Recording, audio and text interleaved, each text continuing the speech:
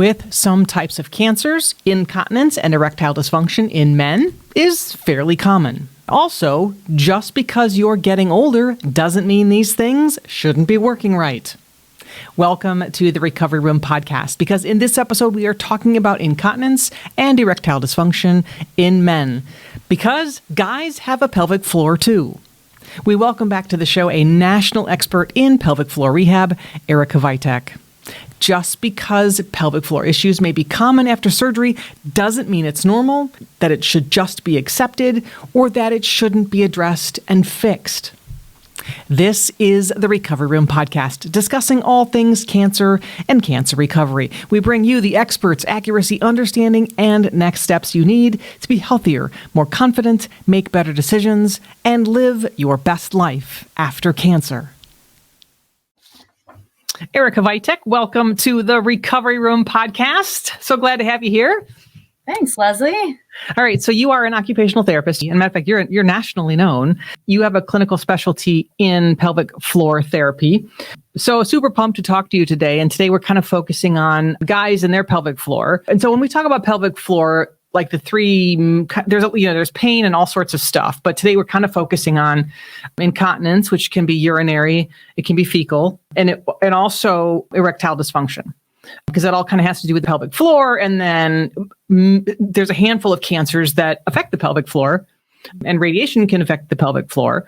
So we're talking about prostate's probably by far the most common, but you'll see rectal cancers, bowel cancers, anal cancers, and anything that's radiated near there can affect all that stuff. So when you look at the data, this is a pretty gosh darn common. I mean, just looking at radical prostatectomy, it's more than 50% of these people coming out of that surgery end up having some either urinary incontinence and or erectile dysfunction. Isn't that correct?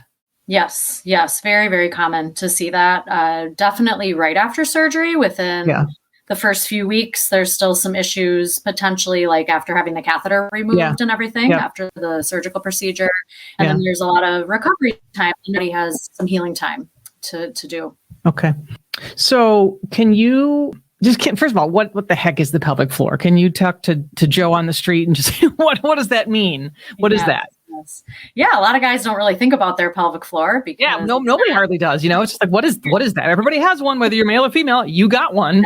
Exactly. What is it? Yeah. What is it? Yeah. So the pelvis is, the base of our trunk area, and kind of like bowl shaped. And at the base, the pelvic floor is from your pubic bone in the front to your tailbone in the back, basically forming like a sling of muscle between your legs. Right. And the muscles surround all of the openings. So they surround the base of the penis, and then they go into and surround the anal area. Mm-hmm. So that bowl of muscle is really holding up the bladder, which then underneath that is the prostate, if the gentleman still has one, and then the pelvic floor below that.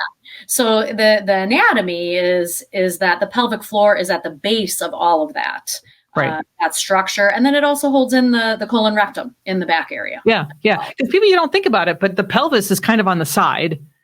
So you got your trunk like this. The pelvis is kind of like over here. So literally the bottom of your trunk, if the muscles weren't there, everything would just fall out. Exactly.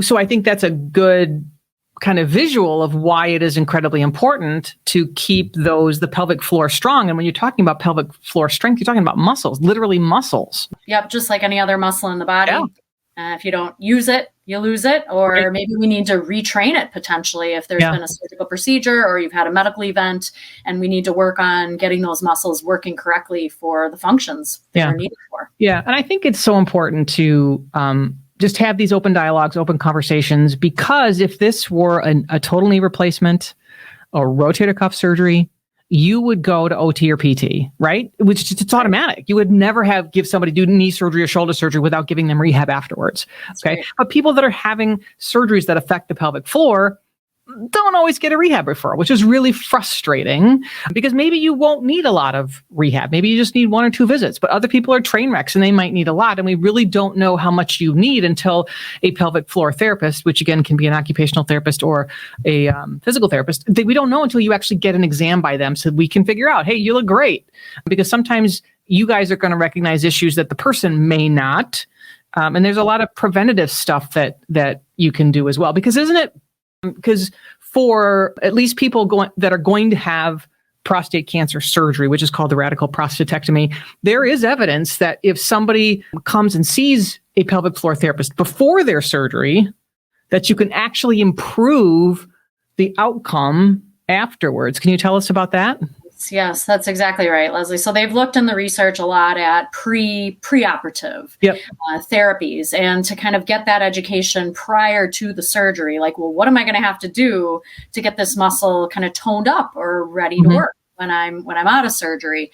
And also just kind of getting used to the coordination of how does this muscle even work? Because a lot of guys haven't even ever tried to use this muscle before. And it's something you don't normally think about until it's not working. Exactly, right? And the pelvic floor is huge for our quality of life. I mean, it has control of all of our really vital bathroom functions and our sexual function. And so hugely important to understand how it works and how the surgery may impact its function and the function of your bladder and or your bowel and the erectile function so that you can do something about it, because there's really good evidence that shows we can make some improvements with therapy, and we might as well try to really put the recovery on the fast track instead of letting the body just kind of do its thing. And then maybe a year later thinking, well, now I could get a rehab referral. Well, maybe we could have put things on the fast track if we do it a little sooner. So that pre-op, just like you said, Leslie, like before a knee surgery, before hip surgery, that's become really standard. And really, I do see a ton of men pre-prostatectomy as well. Which is super helpful for them.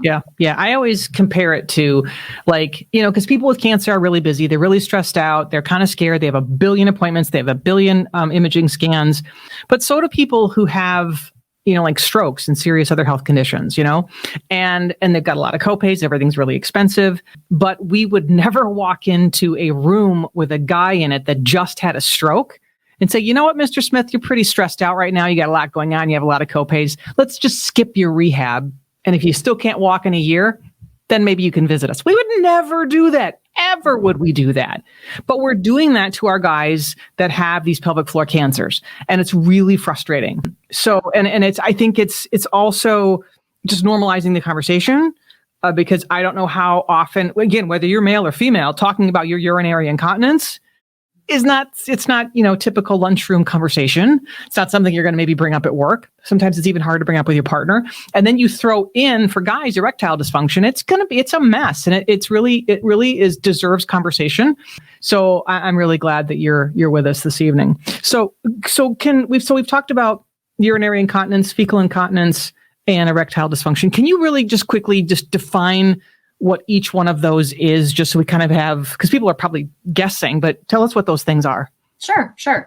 So urinary incontinence has a couple definitions. We think about it as basically leakage of urine involuntarily or when you don't want it to be coming out. Okay. So for example, stress incontinence is if you cough or you laugh or you sneeze and a little bit of leakage comes out. Okay. That is most common in men after a prostate removal. Not very common in men pre-prostate surgery because the males have really long urethras. So stress incontinence is not very common. Interesting. Removed. Yeah. The second kind is urge incontinence. And that would be you kind of get that gotta go feeling, rush to the restroom and it's coming out. That can be really common pre-prostate or even after prostate removal because the prostate is like blocking sometimes the urethra and there's some obstruction there and it makes the bladder unstable and it causes this bladder like irritability or these involuntary bladder contractions that cause those urges to be really strong. And then when the prostate's removed, now the bladder's like free for all and those urges can be really strong. And now there's nothing basically supporting the male's urethra in that area. Right. And the surgery, the urethra gets basically surgically attached to the base of the bladder. And so there's a lot of healing that has to go on with that surgery. And men have an internal and external sphincter there. And so those nerves are just disrupted so much during that surgery. There's healing time that has to go on. And so those urges are harder to control and the pelvic floor has to be much stronger to hold those urges back. Yep. Then there's something called mixed incontinence, and that would be if someone has both some of that stress incontinence, laugh, cough, sneeze, leakage, as well as the urge incontinence. So those are probably the most common. Sometimes there's something like called urinary retention, where you can't relax enough to get the bladder to empty. And so you might get something called overflow incontinence, where the bladder has to push it out. Otherwise, your bladder is just too filled. That's a little bit less common, I would say, but sometimes we have to check for that, use like a bladder scan, or there might be some other interventions we would use differently with that. And then fecal incontinence, as you mentioned, would just be like a leakage of a little bit of feces involuntarily through the anal area. And that could happen for a variety of reasons. Maybe the stool is looser, harder to hold. So consistency of stool is something we work on in pelvic floor therapy and diet recommendations, fluid recommendations, things like that. And then the last thing you mentioned was erectile dysfunction.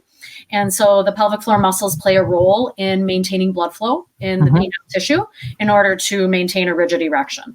And so the nerves that are around the prostate, when you get a prostatectomy, the doctor will try to salvage those nerves in something called nerve sparing when you hear that term. But those nerves are now under some level of shock afterward. It's difficult for men to then obtain the same level of erection, at least right away, post-surgery. So there can be up to a 1 to 2 year recovery time for the shock in those nerves. So it can be a process. But having a stronger pelvic floor assists in all of the things we just talked about. So being stronger to support the bladder, support the urges. I work on a lot of, trying to get that muscle to work to support when you cough, sneeze, or laugh, those kind of things. We can help with fecal incontinence, and we can also get that muscle stronger for erectile function as well. Okay. So typically you got bladder, which is kind of a round little sac. And then underneath the bladder, so then the urethra, which is the tube that runs from the bladder and then to the outside through the penis and out to the body. That's where the tube of the urine comes out in. So that runs. So you got bladder, the tube coming out the bottom. All right. And then the prostate is right underneath that, and the urethra runs through the middle of it. So when the prostatectomy, which is basically removal of the prostate, that urethra, that tube has to be physically removed from the body. And then reattached to the bottom of the bladder, which is what you were talking about. So that can kind of mess up the whole incontinence thing. And then many of those erectile function nerves are actually on the back of the prostate. So they have to very gently be taken off, which is the nerve sparing. So that's why, I don't care if you're Superman or if you can bench press 1,000 pounds. If you've had this surgery, it doesn't mean how tough you are. This crap can happen to you, and it's really, really tough. But like you said earlier, we in rehab don't have to rehab what the person doesn't lose. So if we can get people in earlier, you said it perfectly. We fast track people to a quicker and higher recovery level, because if you just let people just sit there, they're going to go backwards. And yeah, we can fix that stuff. We have a heck of a lot further way to go if we just catch this stuff early. Yeah, and I think the quality of life too, Leslie. It's like it's huge. Having some control over the process and how fast you're healing, where you can actually do something about it, is huge. Yeah, it's cancer is sometimes so passive. Like surgery is passive, chemo is passive, radiation is passive, but this is something you can actually do to take some control. It may not make it perfect, but it can make it a heck of a lot better. And it's a massive quality of life issue. It's a massive functional issue, and everybody deserves to have the best quality of life and the best medical care all the way through. So this is really important. We can make these programs very doable. Yeah. At home, a lot of these exercises very private. You can kind of do them anywhere. Right. Yeah, you can't see. You can do them in the car while you're driving. So we'll talk about that in a second. But so what should guys look for? All right, what's normal and what's not normal, and because I've heard this happens to everybody. So people just live with crap that they shouldn't have to live with. So what's normal, what's not normal, and what do you watch for, and when should you seek medical care or say, hey doc, this is a problem, you got to send me somewhere. Yeah. So the bladder should be able to hold anywhere from a cup to 2 cups of urine at a time. And then you would obviously have to go to the bathroom, right? So about 5 to 8 times a day is average. Men tend to probably go maybe just generally a little bit on the lower end of that. Frequency wise, you mean? yeah, a little Okay, bit less. less frequent. Okay. 5 to 8 would still be within the normal range. Mm-hmm. You shouldn't really have to get up at night, maybe 0 to 1 times a night. Sometimes with that enlarged prostate, that can be a trigger for getting up a lot more at nighttime. Mm-hmm. That's something also that we can help with, even if someone has BPH, so the benign prostate hypertrophy. So we that enlarged prostate and maybe they don't have cancer, we can still work on these things to reduce the nighttime frequency, the daytime frequency, if those are an issue, because that's common for BPH. So yeah, and sleep disruption is horrible for psyche, for for just mental health and physical health. So it's there's some great things we can do. Yeah. So if you're waking up pretty frequently to use the restroom, and it's not because you're drinking a gallon of water before you went to bed, definitely talk to your physician, because that's not okay and it's not normal. Yep. Okay. So we want to do that for sure. You shouldn't leak at all. There should be no leakage. Okay. No leaking. Right. It doesn't matter if you're 70, 80, 90, or 20. You should not be having urine leakage or fecal leakage. So that's important. Now, as far as like your intake, you should take about 64 ounces of water in a day. That's for a good, healthy bladder and bowel. That's, the average person. Sometimes they say half your body weight in ounces. That's kind of the newer recommendation. Okay. But for some people, that's a lot of water and it's not, appropriate for them. So we kind of gauge that and we work on that in therapy. But something to kind of shoot for is that 8 glasses or 64 ounces in a day. So that would be, a normal range of intake as well.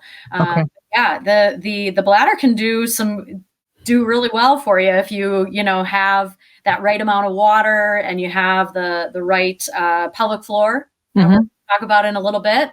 And we should tell the doctor when things aren't right, for sure. Absolutely. Okay. And how about erectile dysfunction? I mean, if the erection's just there, but off a little bit, or doesn't last as long, or nothing's happening, none of that is normal, right? Or what is exactly that would not be normal at all. So the issue with erectile dysfunction is it's usually multifaceted.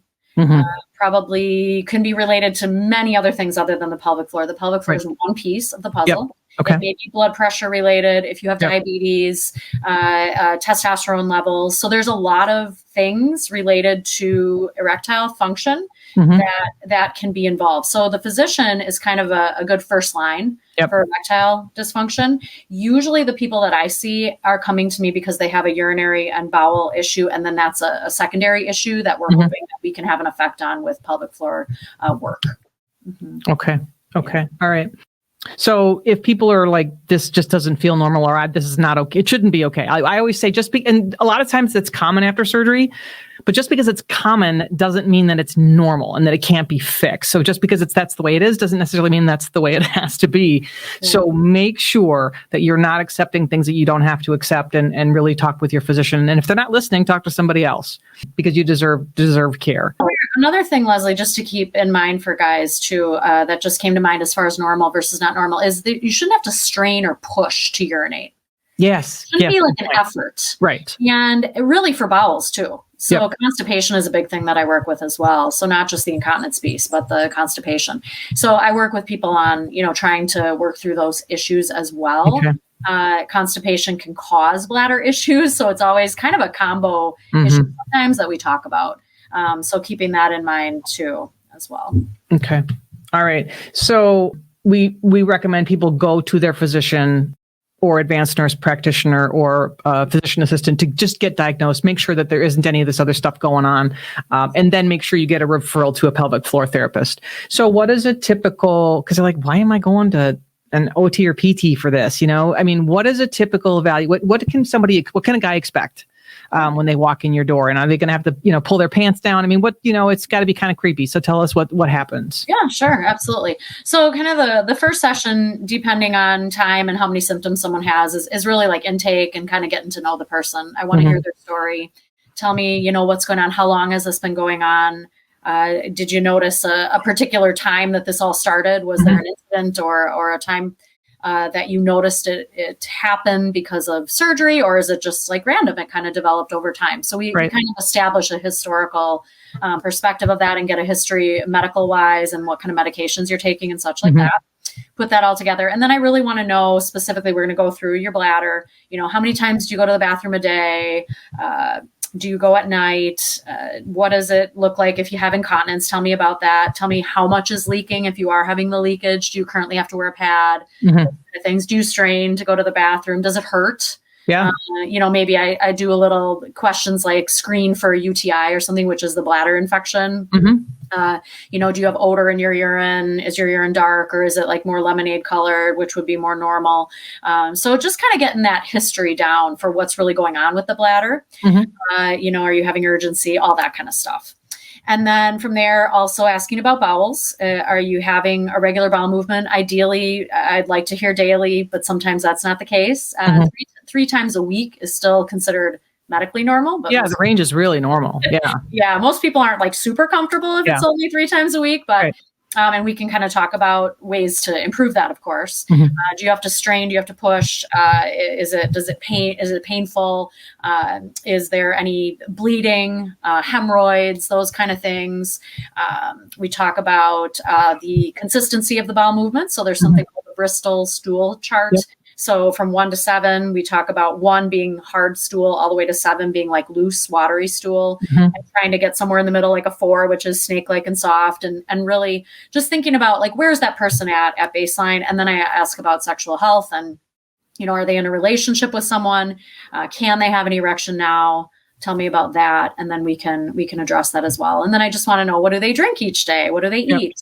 How do they sleep? What is their exercise habit? So we just get that baseline right off the bat. And then from there, I explain the pelvic floor. I have a model, a physical model with the muscles, with the bladder, with the prostate, to show the full anatomy in layman's terms. And we just kind of talk about what that really looks like. I instruct on how to contract the muscle or squeeze the pelvic floor or relax the pelvic floor, and just talk about it in general terms. And then we can kind of talk about some of the physical assessment techniques that we can use. So typically, I do like to suggest a potential assessment with biofeedback. So using a little sensor. So for men, this sensor either can be internal, and it's just like the size of a pinky, goes into the anal rectal area. So not into the urethra or the penis or anything. Okay. Goes into the anal rectal area. It's pretty small. A lot of men are, they want to see it. They want to understand it. And maybe they are not comfortable with it. It really depends.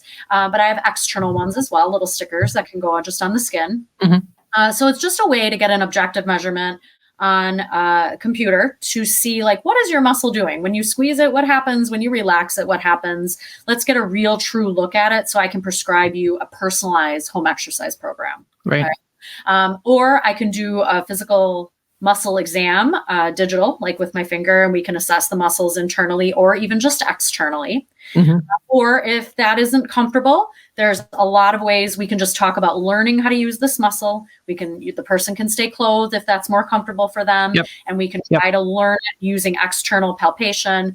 They can palpate themselves. I can teach them how to use a mirror at home on their own if they do not want me to assess it. So there's a lot of options. It does not have to be that they have to disrobe, but that might be how I might be able to help them the best, but it's not required by any means. So patient is always in control.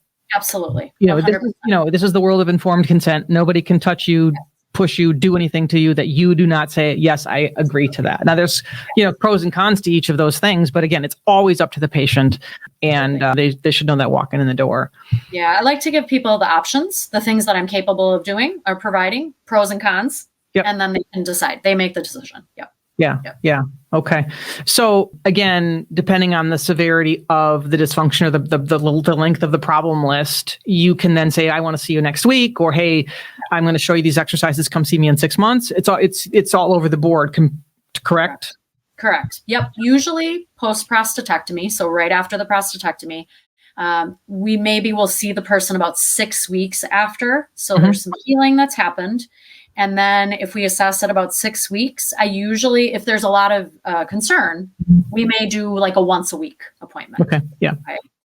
And if there's moderate to not too much concern, we may do every 2 weeks, every 3 weeks, every month, somewhere in that range. More to just kind of keep going on the progress and giving suggestions or educations as the person heals. If there's new ideas needed or strategies that we can suggest. Okay. And then you talked about like dry needling and exercises. And so what are some things that you can use? Yeah. So some things that we might do like in the clinic would be teaching the exercises, like learning how do we squeeze this muscle, how do we relax this muscle. So doing some work with that and understanding how to do that. We may do some, like you mentioned, dry needling. So dry needling is where you use it's a really, really thin needle, kind of like an acupuncture needle, a little bit longer, and it's placed in the muscle belly near or around the muscles that aren't doing what they're supposed to be doing. And they really, in regards to pelvic health, it's to modulate the nervous system, to really get into those nerves that are trying to heal, to function in the pelvic floor area, to help them function more normally. So we use those to facilitate functional gain of the muscle themselves. We can also facilitate bladder function and bowel function with needles into the nervous system itself as well. So it's a unique treatment that gets right into the nervous system that we can, each person's a little different. I use them differently for each person, but it can be a really successful treatment to get directly into the nervous system for healing. Dry needling is used by a lot of rehab therapists, like rotator cuff, the knee, the hip. So again, the pelvic floor is muscle. So again, using dry needling, if it's appropriate for the right person, it can be a very, very effective tool in getting those muscles to function better. So if people are like, what do you mean you're going to dry needle the pelvic floor? It's the same concept. They're muscles. It doesn't matter where they are, what direction they're going, they're muscles. So yeah, exactly. Okay. And the spine controls the pelvic area and the organs there. So I can needle in the spine and we can work on just the communication from spine to pelvic floor. And it's very successful treatment. Yeah. Some other things I do too in the clinic, Leslie, is like manual therapies. So if somebody is having like trigger points or pain in their pelvic floor, or there's tight muscles related to the incontinence or the issues they're experiencing, or even erectile function can be affected by too tight of muscles. Right. You may need to work on certain muscles, or I can teach the kind of carryover of some self-release manual techniques. There's lots of ways men can release their own muscle once they learn how to do it in the clinic. So it's a really, really, there's great tools out there as well to reach internal muscles. You wouldn't even think of all the things that they've come up with. I mean, it's amazing. It happens to be that there's something called a pelvic wand. And for men, it's, an S-shaped curve, and you can get it into the anorectal area, and I can teach you how to release certain muscles if we find that they're tight. And it can be extremely beneficial and successful for just all around pelvic health issues. Not everyone needs that, but it's something available. And there's external techniques as well. So it doesn't have to be internal techniques. Because even radiation can shrink stuff a lot too. Exactly. There's actually some brand new anorectal progressive dilators out there that can help with the fibrosis of the anorectal canal. That are very comfortable. They're silicone, so they're soft and flexible, and very slowly progressing because that can be painful to stretch those tissues. And it's an outstanding product, and that can be something super beneficial, especially with anal cancer, rectal cancer, where people are experiencing like pencil-sized stools where they get very narrow. That's got to be horrible. Yes. So we can do something about that. That is something we can really, really work on. And I do a lot of like abdominal work. So men get a lot of symptoms of pelvic pain sometimes in the penile area or in the testicle region. A lot of times it's coming from abdominal areas. So I do a lot of abdominal work for men as well. Yeah. Okay. Yeah. Because, scar tissue development and fibrosis from radiation, that's a physiological process that I can't control, physician can't control, patient can't control. It is what it is. Your body just will create scar tissue and create fibrosis as a result of what's happened to it. And it needs to be dealt with. Some people get very, very little. Some people can get over the top too much. And if those symptoms need to be treated, there's ways to take care of that. So very good. And then obviously there's the good old exercises that people do at home. Exactly. So squeeze and relax, or self-release, or all these other, I give a home program that's very, very individualized to that person's needs.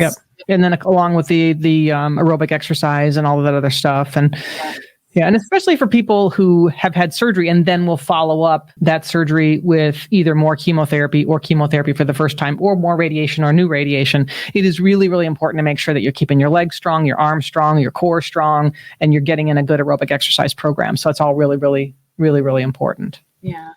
So what are your favorite, give us like three of your top resources. I mean, where can guys go to learn more about this? Sure. Yeah. So one of my favorite resources for erectile dysfunction is called atouchysubject.com. Yep, it's a great website. Okay. She has this free educational modules thing that you can sign up for. And her name's Victoria. She is majors in psychology, and she's from the other side of the world, but she has just this awesome platform. And so you basically get one module emailed to you a day for 6 modules. Okay. And it's just a really nice basis of, tell me about erectile dysfunction, tell me what I can do about it. And they are outstanding and free. So it's really great. She has a website, atouchysubject.com, where she has all of these like videos and available tools for erectile dysfunction, pumps, and different ways that you can work through that. She does a lot of YouTube stuff where she talks to specialists in this area. Oh, nice. All kinds of great ideas for how to work through that. So that's one of my favorite ones. Okay. There's also something called intimaterose.com, run by a physical therapist. She has a specific men's health section. So you do have to find the men's health section. And she has all of her tools listed that she has for men. She's got this great anal-rectal dilator kit that is, for men that may have had that anal cancer, rectal cancer, colon cancer, where we might need to do some stretching down there. It's an outstanding kit. And then she's got the pelvic wand, which is really, really great as well. So there's some great resources there as well. She also has videos on how to use her equipment as well. Nice. And then the other thing for incontinence for men, there's all these things you can get, like you could get a handheld urinal, you could, just for management, or wear a pad or something. But there's some unique ones out there. One's called the Men's Liberty, and it's an external catheter system for men that has this little butterfly shaped kind of sticky area that you can put just on the end of the penis that attaches to a bag. So it's kind of a temporary external catheter that's not like the full condom, because sometimes men get very irritated with the full condom catheter. Yes. And so I love the Men's Liberty device. If you apply it correctly, it's very good at controlling small amounts of incontinence to protect you. Like say you have to go on an airplane for a while, or want to wear it at night so you don't have to worry about leaking into the bed or something like that. So that's a nice option if you can't tolerate the condom cath, the traditional condom cath. And then there's also these other, for really active men, if you just have like a little bit of leakage, like after a prostatectomy, there's these cuffs that you can wear on the end of the penis. So it's just like this small pad. It's very discreet. So you could be wearing your regular, clothes, your regular underwear.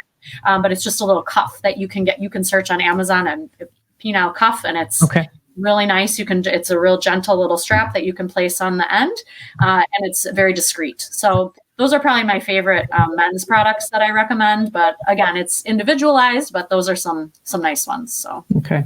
Oh, awesome.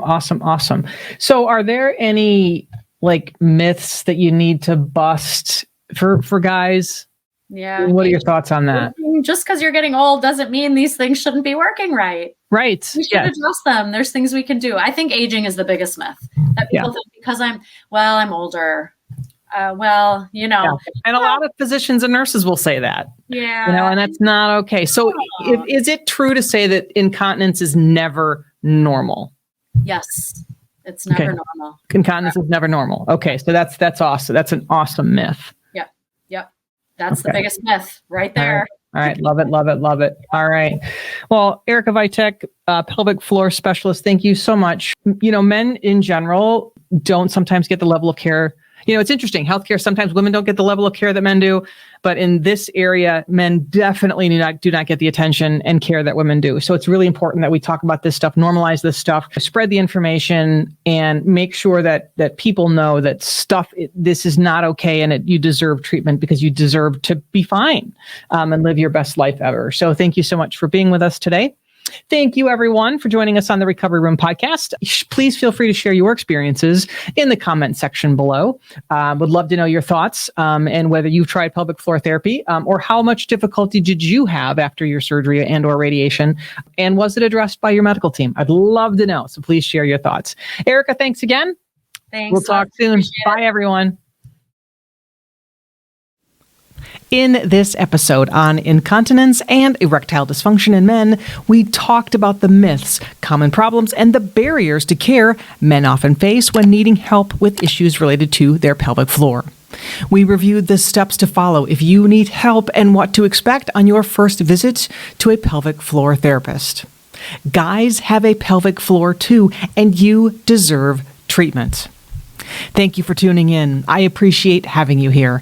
Care for yourself like you are the most important person on this planet, and exercise like your life depends on it, because it does. Let's talk again soon.